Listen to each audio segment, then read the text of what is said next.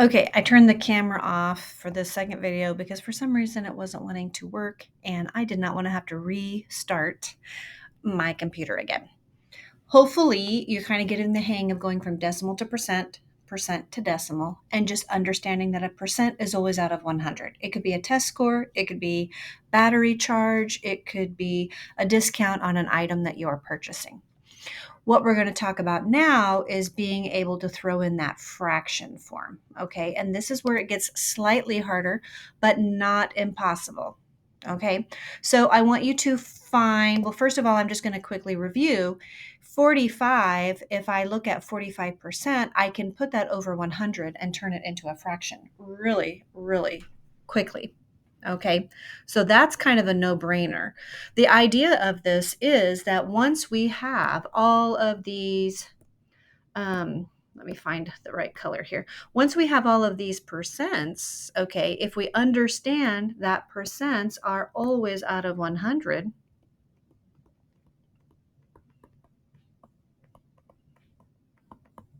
I would write this down.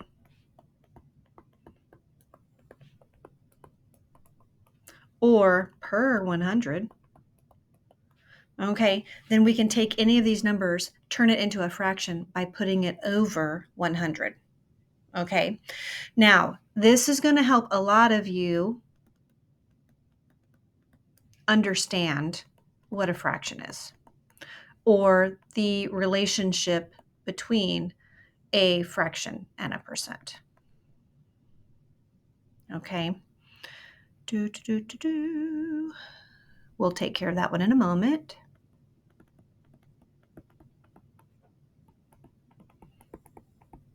Okay, what you might be thinking is, Mrs. Canupp, this seems a little weird because I have 1/2 here and I have 7/8 here. This is where I want you to look at the number line, and we're going to use some number sense and what we know about number lines to think about how we could reduce or simplify these fractions that we just wrote. Okay. What I wrote in green under fraction like 12.5 over 100, that is just your understanding that a percent is always out of 100. Our directions tell us to simplify the fraction. Okay. We want to look at the number line, and I see here that this is a half. Okay, that's when I've taken the pizza and I've cut it in half.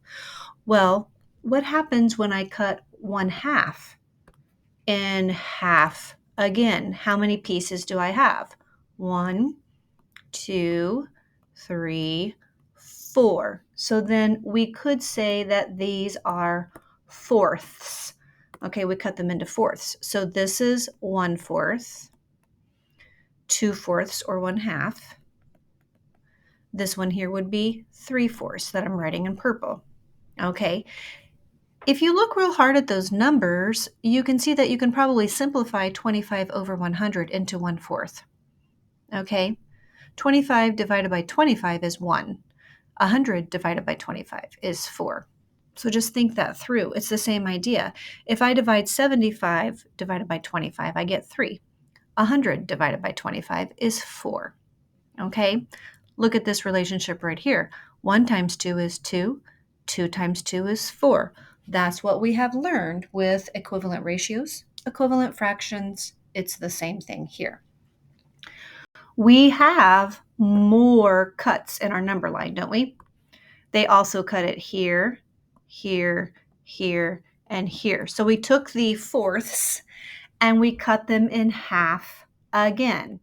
Therefore, we have, change colors here, we have these pieces that are called eighths.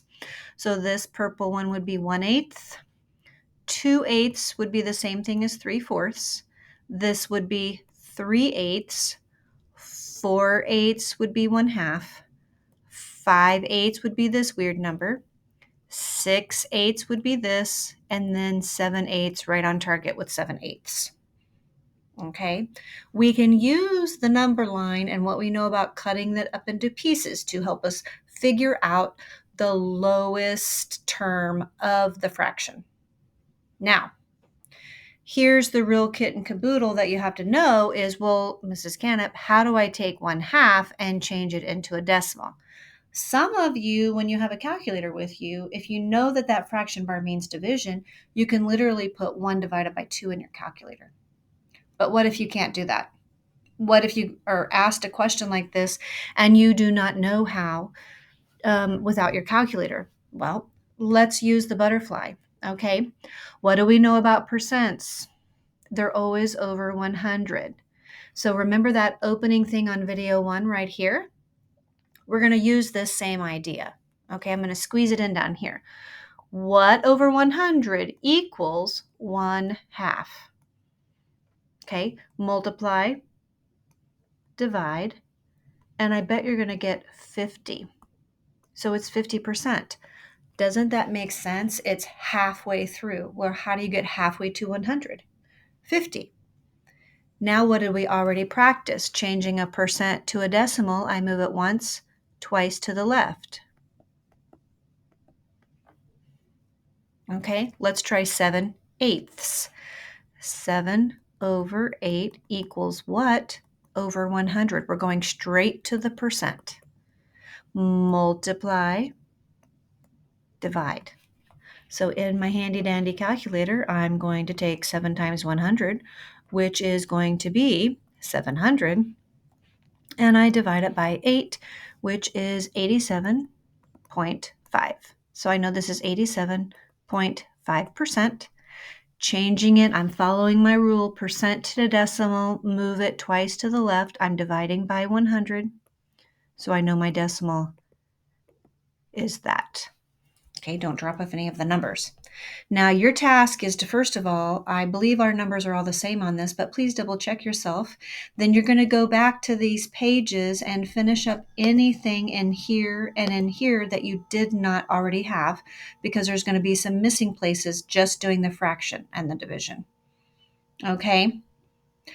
Practice that, feel good about it, and then you're ready for the check-in. Good luck.